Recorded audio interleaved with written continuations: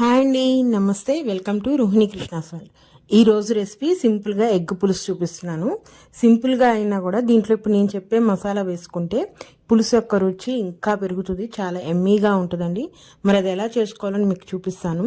First మనకు కావాల్సిన eggs తీసుకొని బాయిల్ చేసేసి వాటన్నిటికీ ఈ విధంగా ఘాటు పెట్టుకోవాలండి. ఇలా ఘాటు పెట్టుకోవడం వల్ల మన పులుసులో ఉడికినప్పుడు ఆ పులుపు కారం అనేది మొత్తం ఎగ్గుకు పట్టి చాలా టేస్టీగా ఉంటుంది.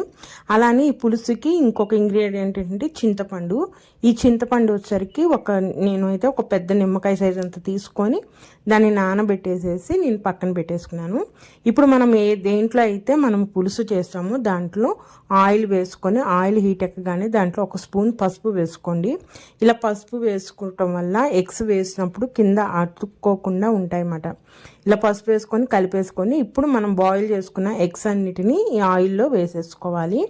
ఇలా వేసుకొని ఒక 2 నిమిషాల పాటు పైన ఎగ్ పై లేయర్ అంతా రెడ్గా వచ్చే వరకు మనము వేయించుకోవాలి. ఇలా వేయించుకోవడం వల్ల ఎగ్స్ అనేవి క్రిస్పీగా ఉంటాయి, తినేటప్పుడు మనకి చాలా టేస్టీగా ఉంటాయి. సో ఆ ఎగ్స్ అన్నీ వేగగానే వాటన్నిటిని ఒక ప్లేట్లోకి తీసేసుకోవాలి. ఇప్పుడు సేమ్ అదే ఆయిల్లో మనము ఉల్లిపాయలు వేసుకోవాలండి. ఈ ఉల్లిపాయలు అనేవి పులుసులో ఎక్కువగా ఉంటే చాలా బాగుంటుంది. సో నేను ఒక 2 ఉల్లిపాయలు తీసుకొని వీటిని విధంగా కట్ చేసుకొని ఆయిల్లో వేసేసుకున్నాను. అలానే ఒక 4 పచ్చిమిరపకాయలు కూడా తీసుకొని సన్నగా పొడుగ్గా కట్ చేసేసుకొని ఇప్పుడు వీటిని ఆయిల్లో ఫ్రై చేసుకోవాలి. ఉల్లిపాయలు అనేవి కొంచెం మెత్తబడే వరకు మనము ఫ్రై చేసుకుంటే సరిపోతుంది. అలా ఉల్లిపాయ పచ్చిమిరపకాయ వేగగానే దీంట్లోకి మనము అల్లం చిన్నులపాయ పేస్ట్ వేసుకోవాలండి. ఈ అల్లం చిన్నులపాయ పేస్ట్ అనేది ఫ్రెష్గా చేసుకుంటే చాలా బాగుంటుంది. సో అది ఒక స్పూన్ వేసుకుంటున్నాను. అలానే ఇప్పుడు నేను చెప్పిన మసాలా వేయండి, ఇంకా పులుసు టేస్ట్ అనేది చాలా బాగుంటుంది. అదేంటంటే ఎండు కొబ్బరి, చిన్నులపాయ, లవంగం అండి. ఇవి తీసుకొని పేస్ట్ చేసుకొని అలా చేసుకున్న పేస్ట్ని ఒక స్పూన్ వరకు వేసుకుంటున్నాను. వేసుకొని ఇప్పుడు ఈ అల్లం చిన్నులపాయ పేస్ట్, ఆ కొబ్బరి పేస్ట్ రెండు కూడా మనము ఆయిల్లో బాగా ఫ్రై అయ్యే వరకు, పచ్చి వాసన పోయే వరకు మనము వేయించుకోవాలి. ఈ విధంగా ఉల్లిపాయలు ఆ అల్లం చిన్నులపాయ పేస్ట్ మొత్తం కలిసేటట్టు కలుపుకొని ఒక 5 నిమిషాలు మనం కనుక మీడియం ఫ్లేమ్లో వేయించుకుంటే అన్నీ కూడా కరెక్ట్గా వేగుతాయి, పచ్చి వాసన పోతుంది, మంచి స్మెల్ వస్తుంది. ఇలా వేగిన తర్వాత ఇప్పుడు మనం ముందుగా రెడీ చేసుకున్న చింతపండు పులుసుని వేసేసుకోవాలండి. ఈ విధంగా చింతపండు పులుసు మొత్తం వేసేసుకొని గ్రేవీ తగ్గట్టు వాటర్ వేసుకోవాలి. ఈ వాటర్ అనేది మన గ్రేవీ తగ్గట్టు మీకు ఎలా కావాలో, చిక్కగా కావాలో కొంచెం పలచగా దాని ప్రకారం వాటర్ వేసుకోండి.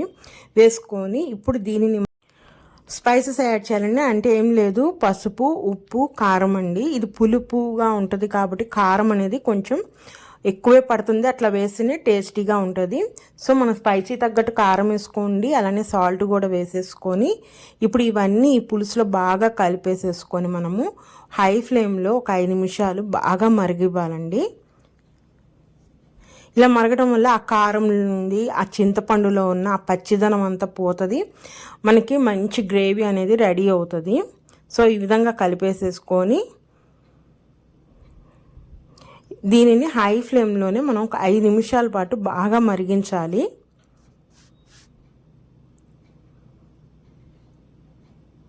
చూసారా, ఈ విధంగా మరిగిందంటే ఇప్పుడు దీన్ని అంతా ఒకసారి కలిపేసుకుందామండి. ఆయిల్ కూడా పైకి తేలింది. ఒకసారి మొత్తం కలిపేసేసుకొని ఒక్కసారి మనం సాల్ట్ చెక్ చేసుకొని, సాల్ట్ కనుక సరిపోకపోతే యాడ్ చేసుకోండి. ఇప్పుడు అలా మొత్తం చెక్ చేసుకున్న తర్వాత ఇప్పుడు మనం ఇందాక ఫ్రై చేసుకున్న ఎగ్స్ ఉన్నాయి కదా, ఆ ఎగ్స్ అన్నిటిని వీటిలో వేసేసేయాలి. వేసేసి ఒకసారి కలిపేసేసుకుంటే మనం ఆల్రెడీ ఎగ్స్కి ఘాట్లు పెట్టాం కాబట్టి ఇప్పుడు పులుసులో ఉడికినప్పుడు ఆ మసాలా ఫ్లేవర్ అంతా కూడా ఎగ్లోకి వెళ్తుంది అన్నమాట. ఇట్లా వేసేసుకొని మనము మూత పెట్టేసి మీడియం ఫ్లేమ్లో ఇంకొక 5 నిమిషాలు ఉడికిస్తే మనకి టేస్టీ అయిన ఎగ్ పులుసు రెడీ అయిపోతుందండి. దీంట్లో గ్రేవీ అనేది, ఆ వాటర్ అనేది మీకు ఎలా ఇష్టమైతే అట్లా వేసుకోవచ్చు. నేనైతే ఇది చపాతీకి రెడీ చేస్తున్నాను కాబట్టి కొంచెం గ్రేవీగా ఉండటానికి వాటర్ అంత వేసాను చూడండి. లేదంటే మీరు చిక్కగా కావాలంటే కొంచెం వాటర్ తక్కువ వేసుకోండి. ఒక్క 5 నిమిషాలు మరిగించామంటే మన పులుసు రెడీ అండి. మసాలా ఫ్లేవర్ కూడా కమ్మని వాసన వస్తుంది. అలానే చుట్టూ ఆయిల్ కూడా మొత్తం తేలిందంటే అన్నీ మనం వేసినవన్నీ కూడా పర్ఫెక్ట్గా ఉడికిపోయినట్టు. ఇంకా ఫైనల్గా కొత్తిమీర వేసుకొని మనం కర్రీ దించేసుకోవటమే. రెడీ అయిపోయిందండి. ఇలా చేసుకున్న ఈ ఎగ్ పులుసు మనము చపాతీ, పూరీలోకి చేసుకోవచ్చు, రైస్లోకి కూడా తినొచ్చు, చాలా బాగుంటుంది. చూసారా, క్రిస్పీగా పైన ఎగ్ అనేది మనం ఫ్రై చేసాం కాబట్టి పైన లేయర్ క్రిస్పీగా ఉంటుంది, చాలా ఎమ్మీగా ఉంటుంది. ఒకసారి మీరు కూడా ట్రై చేయండి. ఈ ఎగ్ పులుసు అనేది ఎవరైనా ఈజీగా చేసుకోవచ్చు. మరి ఇదేనండి ఈరోజు రెసిపీ అయితే. నా రెసిపీస్ కనుక నచ్చితే ప్లీజ్ సబ్స్క్రైబ్ మై ఛానల్, అలానే లైక్ చేయండి. మరొక మంచి రెసిపీతో మళ్ళీ కలుస్తాను. ఉంటానండి, బాయ్.